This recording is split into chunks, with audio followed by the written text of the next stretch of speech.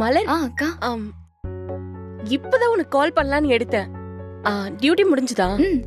மறுபடியும் ஈவினிங் போக வேண்டியதா இருக்கும். ஓ சரி மலர், போய் ஃப்ரெஷ் ஆயிட்டு வா, நம்ம சாப்பிடலாம். மலர், அன்பு, நீ எப்படி இருக்க மலர்? வேலையெல்லாம் எப்படி போகுது? வேலையெல்லாம் எப்பயும் போலதான் போகுது. நீங்க எப்படி இருக்கீங்க? இருக்கேன். கீதா, வா வந்து உட்காரு.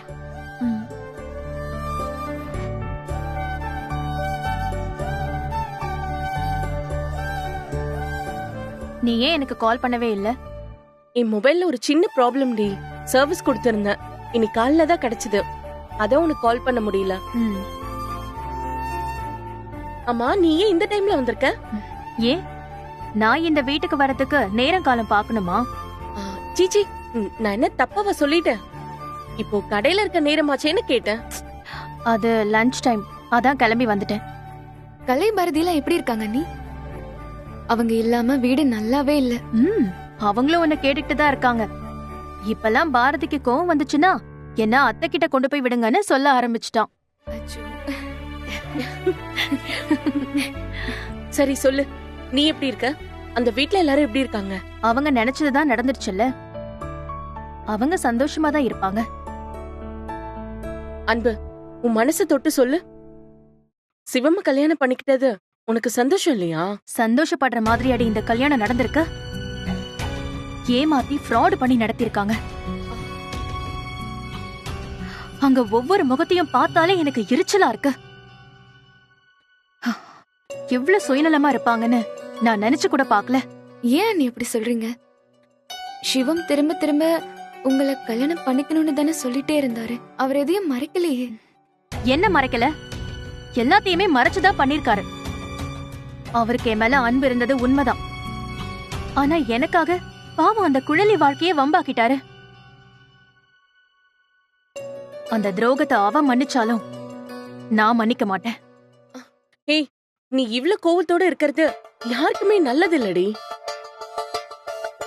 ஒரே வீட்ல இருக்கீங்க, இப்படி இருந்தா என்ன அர்த்தம்? எங்க இருந்தாலும் எப்படி இருக்கணும்னு எனக்கு தெரியும்.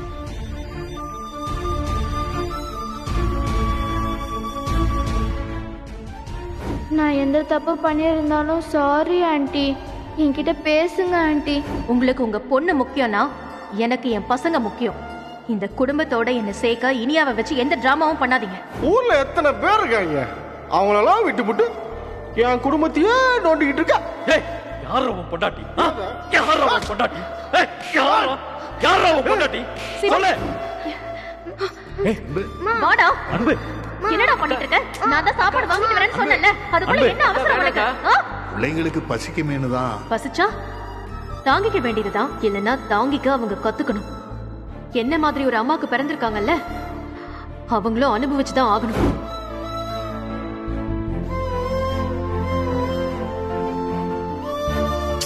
இப்படி எல்லாம் பண்ணாதடி, பசங்க ரொம்ப பாவம். ஆமா கீதா, பசங்க கஷ்டப்படுவாங்கன்னு தானே நான் விலகி நின்ன. அத புரிஞ்சுக்காம இவ்ளோ பெரிய டிராமா பண்ணிட்டு அவங்க இஷ்டத்துக்கு நான் இருப்பேன்னு நினைச்சா அது எப்படி முடியும்? அதுக்காக இனியாவை ஏன் நீ ஒதுக்கி வைக்கிறீங்க? மலர், சத்தியமா அதுல எனக்கும் ஒரு துளி கூட விருப்பம் இல்ல. ஆனா அவளை வச்சு அவங்க நினைச்சத சாதிக்கலான்னு நினைக்கிறாங்க. அதுக்கு இடம் கொடுக்க கூடாதுன்னு நானும் பல்ல கடிச்சிட்டு இருக்கேன். இந்த கல்யாணத்தால ரொம்ப கஷ்டப்படுறது இனியா, கலை, பாரதி 3 பேரும் தான். சரி, நீ முதல்ல சாப்பிடு. நீங்க சாப்பிடுங்க நீ, நான் ஃப்ரெஷ் ஆயிட்டு வந்துடுறேன். இல்ல மலர், நான் சாப்பிட்டுட்டு தான் கிளம்பி வந்தேன். நிஜமா சொல்றியா இல்ல பொய் சொல்றியா? நிஜமா தாண்டி சொல்றேன். அந்த நரகத்துல வாழ தெம்பு வேணாமா? நான் எதுக்கு சாப்பிடாம இருக்கணும்? வருத்தப்படாதீங்க அண்ணி, உங்களை ஏமாத்திருந்தா நிச்சயம் அவங்களுக்கு தண்டனை கிடைக்கும். உனக்கு நிஜமாவே நல்ல வாழ்க்கை தான் அமைஞ்சிருக்கு. ஒரு குழந்தைக்காக இறக்கப்பட்டு ஏன் குழந்தைங்களோட வாழ்க்கைய நான் வீணாக்கிட்டேன். உனக்கு அதெல்லாம் புரியாது கீதா. அங்கிருந்து எப்ப நான் வெளியில வர்றேனோ அப்பதான் எனக்கும் என் பசங்களுக்கும் நிம்மதி.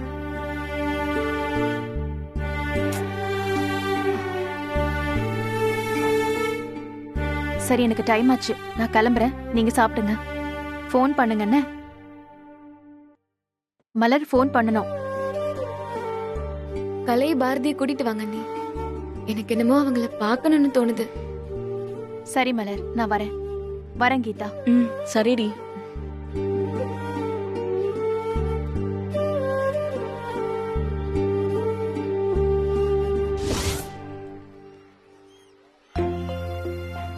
Good morning students. எல்லாரும் உட்காருங்க.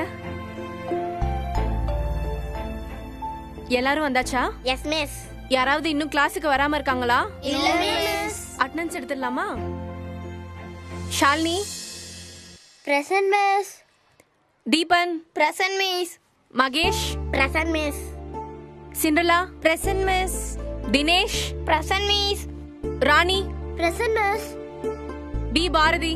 Present miss. மிஸ், இவன் பி பாரதி இல்ல, தப்பா சொல்றான். இல்ல மிஸ், நான் தான் பி பாரதி. இல்ல, இவன் என் பாரதி மிஸ். இல்ல மிஸ், நான் தான் பி பாரதி. இல்ல, இவன் என் பாரதி மிஸ். பாரதி, உங்க அப்பா பேர் என்ன? பாஸ்கர் மிஸ். மிஸ், இவனுக்கு அவங்க அப்பா பேர் தெரியல மிஸ். உங்க அப்பா பேர் பாஸ்கர் இல்ல. எனக்கு தெரியும், எங்க அப்பா பேர் பாஸ்கர், எங்க அம்மா பேர் அன்பு செல்வி. இல்ல மிஸ், இவங்க அப்பா பேர் நல்ல சிவம். இவன் என் பாரதி. எங்க அப்பா பேர் பாஸ்கர் தான். எனக்கு தெரியும், உனக்கு தான் தெரியாது. Suriya, you sit down. அவங்க அப்பா பேர் என்னன்னு அவனுக்கு தெரியாதா? நீ உன் வேலையை பாரு. பாரதி, நீ அழக்கூடாது. இந்த கிளாஸ்ல பி பாரதின்னு வேற யாருமே இல்ல. நீ பி பாரதி தான். ஓகேவா? Okay miss.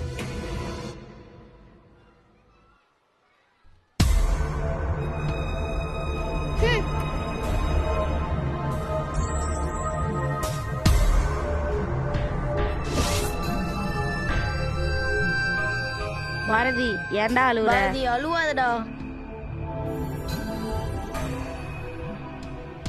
சூர்யா என் பாரதின்னு சொன்னதுக்கு அழுவுற? டேய், ஏன்டா அவங்கிட்ட கேக்குறீங்க? என்கிட்ட கேளுங்க, நான் சொல்றேன். நான் ஒண்ணு என் பாரதி இல்ல. டேய், உங்க அப்பா இப்ப நல்ல சிவம் தானே? அப்ப என் பாரதி தானே கூப்பிடுவாங்க. நான் ஒண்ணு என் பாரதி இல்ல. டேய், நீ என் பாரதி தான்டா. வேணாம். டேய், நீ என் பாரதி தான்டா. டேய், நீங்க ரெண்டு பேரும் என் பாரதின்னு சொல்லுங்கடா. என்னடா சொன்னே? ஏய், ஸ்டாப் இட். இங்க வாங்க ரெண்டு பேரும்.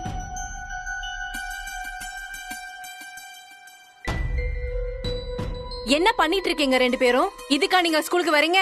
இவன் தான் மிஸ் என்ன அடிச்சான். இவன் தான் மிஸ் எங்க அப்பா பேர் பாஸ்கர்னு சொல்லி சிரிச்சான். அவன் உன்னை டீஸ் பண்ணா நீ மிஸ் கிட்ட சொல்ல வேண்டியதானே?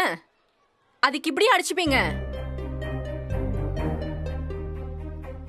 இந்த வயசுல இப்படி அடிதடி சண்டை போட்டீங்கன்னா வளர வளர நீங்க என்ன பண்ண போறீங்கன்னே தெரியல. பாரதி, உங்க அம்மா நம்பர் கொடு. 98765401.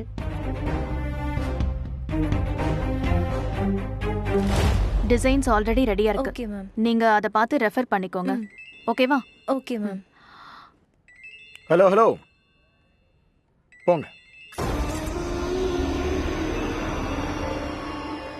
புதுசா கல்யாணம் ஆயிருக்கு, அதுவும் 2வது கல்யாணம் வேற. அடிக்கடி பேசி கொஞ்சம். சுகுமார், ஏய், எதுக்கு கோவப்படுற? உலகத்துல நடந்துகிட்டு இருக்கதானே சொல்றேன். நீ கல்யாணத்தை பண்ணிக்கிட்டு அடுத்த நாள் ஆபீஸ்க்குன்னு ஓடி வந்துட்ட. அதோட வீட்ல இருந்து இப்படி போன் வரதான் செய்யும். இப்படி போன்லயே பேசிக்கிட்டு இருந்தேன்னு வச்சுக்கேன், இங்க இருக்கிற வேலையெல்லாம் யார் பாப்பா? இங்க என்னோட வேலை எதுவும் பெண்டிங்ல இல்ல. உன்ன இல்ல கொஸ்டின் கேட்கலாம் தான் தோணுது. வேணாம். கேட்டுதான் பாரு, இங்கேயே செருப்பு பிஞ்சிரும். புதுசா கல்யாணம் ஆனதுக்கு கம்பெனில 10 நாள் லீவ் கொடுக்குறாங்கல்ல, ஏதோ ஹார்ட் ஒர்க் பண்ற மாதிரி வந்துட்டு இங்க போன் பேசிக்கிட்டு டைம் வேஸ்ட் பண்ற. ஓ, போய் வேலையை பாரு. போன்றல்ல, ஓ.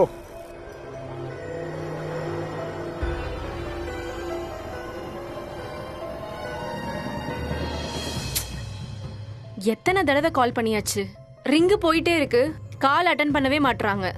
கடைசியில ஸ்கூல் சரியில்லைன்னு சொல்லுவாங்க. ஒரு ஃபோன் பண்ணா எடுக்கிறாங்களா பாரு. பாரதி மிஸ், பாரதியே உனக்கு தெரியுமா இவன? இவன் என் தம்பி தான் மிஸ். இல்ல, நான் ஒண்ணு இவ தம்பி இல்ல.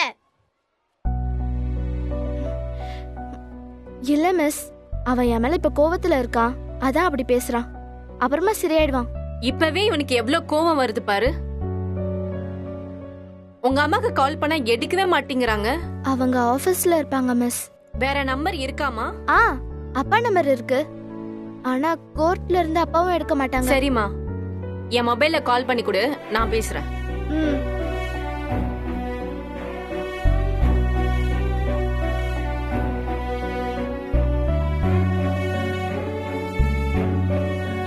மிஸ், ரிங்க போகுது மிஸ்.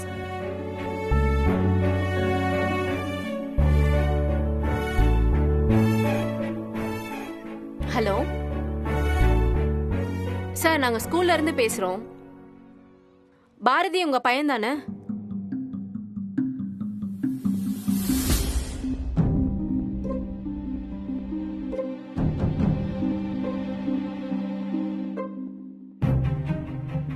எதுக்காக 2 பேரும் சண்டை போட்டீங்க?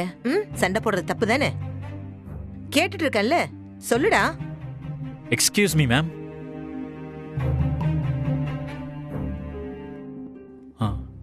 என்னாச்சு மேடம்? பாரதி என்னாச்சு? என்னாச்சா? பசங்க 2 பேருக்குள்ள சண்டை சார், அதனாலதான் உங்களை வர சொன்னேன். பசங்களுக்குள்ள என்ன பிரச்சனை மேடம்? பசங்களுக்குள்ள எந்த பிரச்சனையும் இல்ல சார், பிரச்சனை காரணமே நீங்க தான். புரியல, நீங்க என்ன சொல்றீங்கன்னே புரியல மேடம். பாரதி யாரு? என்னோட பையன், நான் அவனோட அப்பா. மேடம், அவர் என் அப்பா இல்ல. பாரதி, ஏ சார், அவனை விடுங்க, சின்ன பையன், அப்புறம் பேசிக்கலாம். நம்ம இந்த பிரச்சனைக்கு வருவோம். இங்க பாருங்க சார், இந்த மாதிரி கல்யாணம் பண்றவங்களுக்கு நாங்க எதிரானவங்க கிடையாது. அதே நேரத்துல இந்த ஸ்கூலோட பிரின்சிபால்னு இல்லாம ஒரு பேரண்டா சொல்றேன். பாரதியோட அம்மாவை நீங்க கல்யாணம் பண்றதுக்கு முன்னாடி குழந்தையோட மனசுல என்ன இருக்குன்னு நீங்க தெரிஞ்சிருக்கணும். அப்படி அந்த குழந்தைக்கு விருப்பம் இல்லைன்னு தெரிஞ்சதுன்னா முதல்ல அந்த குழந்தைய கன்வின்ஸ் பண்ணி அதுக்கப்புறம் தான் சார் நீங்க கல்யாணம் பண்ணிருக்கணும். அப்படி பண்ணாதானே அது சரியா வரும். அதை செய்யாம நீங்க இப்படி திடுதிடுன்னு கல்யாணம் பண்ணிக்கிட்டா அந்த குழந்தை எப்படி ஏத்துக்கும்? கூட படிக்கிற மத்த பசங்க அப்பா பேர் பாஸ்கர் இல்ல நல்ல சிவம்னு கிண்டல் பண்றாங்க. நேத்து வரைக்கும் பாரதியோட ஸ்கூல் ரெக்கார்ட்ல பி பாரதி தான் இருந்தது. இன்னைக்கு மத்த பசங்க எல்லாம் இனிஷியல் மாறிடுச்சுன்னு பி இல்ல மேடம் என்னன்னு சொல்றப்போ அந்த குழந்தை மனசு என்ன பாடுபடும் நினைக்கிறீங்க? நீங்க சொல்றது எனக்கு புரியுது மேடம். அவனோட அப்பா அவ்வளவு நல்லவன் கிடையாது. நிறைய பிரச்சனைகளை பண்ணி அவங்கள விட்டுட்டு ஓடிட்டான். சரி சார், இருக்கட்டும். ஆனா பையன் இன்னும் உங்களை அப்பாவாவே ஏத்துக்கலையே. பாஸ்கர் தவிர மத்தவங்க யாரையும் அப்பாவா ஏத்துக்கிற மனநிலையில அவன் இல்ல சார். எல்லாரும் கிண்டல் அடிக்கும் போது அவன் மனசு என்ன பாடுபடும் நீங்க தான் அவனுக்கு புரிய வச்சு அதை சரி பண்றதுக்கு பார்க்கணும். நீங்க தான் மேடம் கிண்டல் அடிக்கிற பசங்களை கண்டிக்கணும். அதை நாங்க பண்ணாம இருப்போம்னு நினைக்கிறீங்களா? அந்த பையனை கூப்பிட்டு கண்டிச்சிட்டோம். இனிமே ஸ்கூல்ல அந்த மாதிரி விஷயம் எல்லாம் நடக்காது. நாங்க பாத்துக்கிறோம். அத எப்படியாவது அவங்கிட்ட பேசி சமாதானப்படுத்துங்க. சரி மேடம். உங்களை ஏத்துக்கிறதுக்கான சூழ்நிலைய நீங்க தான் சார் உருவாக்கணும். சரி.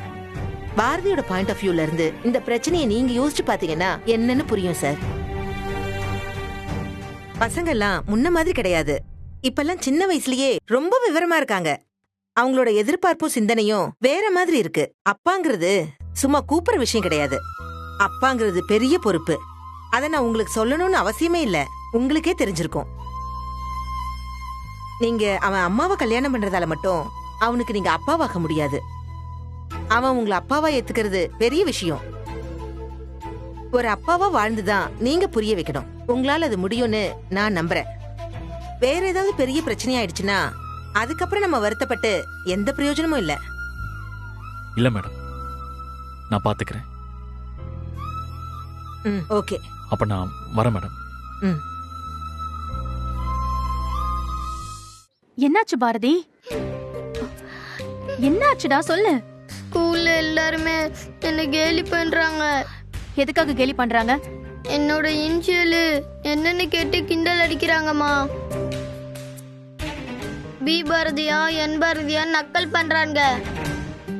எனக்கு இந்த ஸ்கூல் வேணாமா, என்ன வேற ஸ்கூல்ல சேர்த்து விடுங்க. அழாத பாரதி, நான் டீச்சர் கிட்ட பேசுறேன்னு அழக்கூடாது. ஏன் பேசிட்டு இருக்கும்போதே வந்துட்டேன்? அன்பு, நீ எதுக்கு இங்க வந்த? என் பையனுக்கு ஒரு பிரச்சனைன்னு ஸ்கூல்ல இருந்து போன் பண்ணாங்க, அதான் நான் வந்தேன். நீ எதுக்காக இங்க வந்த? என்னாலதான் பிரச்சனைன்னு சொன்னாங்க, அதான் பார்க்க வந்தேன். என்ன டிராமா? நான் தான் பாரதியோட அப்பான்னு சொல்லலான்னு பாக்குறியா? நான் அன்னைக்கே உன்கிட்ட சொன்னேன், என்னையும் என் பிள்ளைங்களையும் விட்டு தள்ளி இருன்னு. ஏதோ ஒரு விதத்துல நான் உனக்கு நன்றி கடன் பட்டுட்டேன். பட்ட கடனுக்கு தான் 1 வருஷத்துக்கு நடிக்கிறதுக்கு ஒத்துக்கிட்டேன். ஆனா நீ இதையே சாக்கா வச்சுக்கிட்டு என்னையும் என் பிள்ளைங்களையும் வீட்ல அடைச்சு போடலான்னு பாக்காத. அது நடக்கவே நடக்காது. அன்பு, எதுக்கு இப்படி பேசுற? அவன் சின்ன பையன், அவன் தான் விவரம் இல்லாம பேசுறானா? நீ ஏன் இப்படி பேசுற? ஸ்கூல்ல இருந்து உனக்கு போன் அடிச்சிருக்காங்க, நீ போன் எடுக்கல, அதனால எனக்கு போன் பண்ணாங்க, நான் வந்தேன். ஏன் பிள்ளைக்காக உனக்கு எதுக்கு போன் பண்ணணும்? இத நான் எப்படி சொல்லி உனக்கு புரிய வைக்கிறது? போன் பண்ணி பிரச்சனைன்னு சொன்னாங்க, நான் எப்படி வராம இருக்க முடியும்? நீ டீச்சர் கிட்ட எனக்கும் பாரதிக்கும் எந்த சம்பந்தமும் கிடையாது, அவன் அம்மாவையே கூப்பிடுங்கன்னு சொல்ல வேண்டியது தானே? அன்பு, எப்படி சொல்றது? இந்த உலகத்தை பொறுத்த வரைக்கும் நீயும் நானும் ஹஸ்பண்ட் அண்ட் வைஃப். உன் குழந்தைங்க என் குழந்தைங்க மாதிரி நானும் அப்படிதான் பாக்குறேன். நான் அப்படி பார்க்கல. என் குழந்தைங்களுக்கு நீ அப்பா கிடையாது, என் குழந்தைங்களுக்கு அம்மா மட்டும்தான். உன் நிழலே படாம நான் என் குழந்தைங்களை வளர்க்கணும்னு நினைக்கிறேன், போதுமா? நீ எங்களுக்கு ஏதாவது உதவி பண்ணணும்னு நினைச்சனா எங்களை விட்டு தள்ளி இரு. நன்றி கடனுக்காக தான் நான் பொறுமையா போய்கிட்டு இருக்கேன். என் பொறுமைய சோதிச்சு பார்க்காத. வேண்டாம், அது நல்லா இருக்காது. அன்பு, தயவு செஞ்சு நான் சொல்றத கொஞ்சம் கேளு. நான் எத்தனை தடவை சொன்னாலும் உன்னை நியாயப்படுத்துறதுலயே இருக்கியே, ஏன்? நீ உன் பிள்ளைங்களுக்காக தானே என்ன வேண்டான்னு சொல்ற. உன் பிள்ளைங்க என்ன ஏத்துக்கிட்டா உனக்கு ஓகே தானே? இங்க பாரு, என் பிள்ளைங்களுக்கு தேவை அப்பா கிடையாது, நிம்மதியான வாழ்க்கை தான். உன்னை கல்யாணம் பண்ணிக்கிட்டா என்னென்ன பிரச்சனை வரும்னு நினைச்சனோ அந்த பிரச்சனை ஒவ்வொன்னா ஆரம்பிச்சிருச்சு.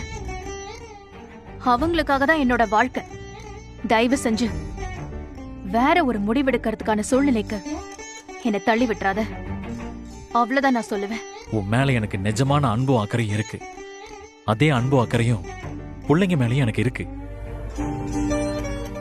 சில விஷயங்களை சொல்லி சொல்லி புரிய வைக்க முடியாது. உனக்கா ஒரு நாள் புரியும். எவ்வளவு சீக்கிரம் உன்னை விட்டு தள்ளி போறனோ அந்த நாளுக்காக தான் நான் இப்ப காத்துக்கிட்டு இருக்கேன். என்னையும் என் பிள்ளைங்களையும் நிம்மதியா வாழ விடு. இன்னொரு தடவை ஸ்கூல்ல இருந்து போன் வந்துச்சுன்னா எனக்கு தெரியாதுன்னு சொல்லிடு. வாழ்க்கையில எவ்வளவோ கஷ்டங்களை நான் ஈஸியா எடுத்துக்கிட்டேன். ஆனா நீ இப்படி நல்லது பண்றத என்னால தாங்கிக்க முடியல. பாரதி, வாடா.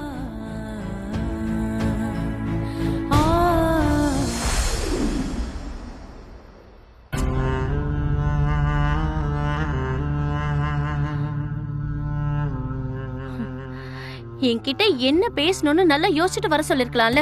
எனக்கு அங்க நிறைய வேலை இருக்கு. இங்க நின்னுக்கிட்டு நீ யோசிக்கிறத பாக்குறதுக்குலாம் எனக்கு நேரம் இல்ல. கமான் குழலி, நீனும் என்ன புரிஞ்சிக்கவே இல்ல. உன் வேலை பழுவை குறைக்கிறதுக்காக தான் நான் எப்படி ஹெல்ப் பண்றதுன்னு யோசிச்சுட்டு இருக்கேன். நேரடியா விஷயத்துக்கு வா. இவ்வளவு நடந்ததுக்கு அப்புறமா உன்கிட்ட இந்த ஃபயர் குறையாம இருக்கு பாத்தியா? அதான் எனக்கு உன்கிட்ட ரொம்ப பிடிச்சதே. ஆமா, நான் உன்கிட்ட அவ்வளவு சொல்லியும் நேர்ல கூட்டிட்டு வந்து ஆதாரத்தோட நிரூபிச்சோம் எந்த தைரியத்துல நீ சிவத்தை கல்யாணம் பண்ணிக்கலான்னு மனமேட வரைக்கும் வந்த? அதெல்லாம் நடந்து முடிஞ்சு போச்சு. இப்ப அதை தெரிஞ்சுக்கிட்டு நீங்க என்ன பண்ண போறீங்க? எனக்கு அவருக்கு என்ன கல்யாணமா பண்ணி வைக்க போறீங்க?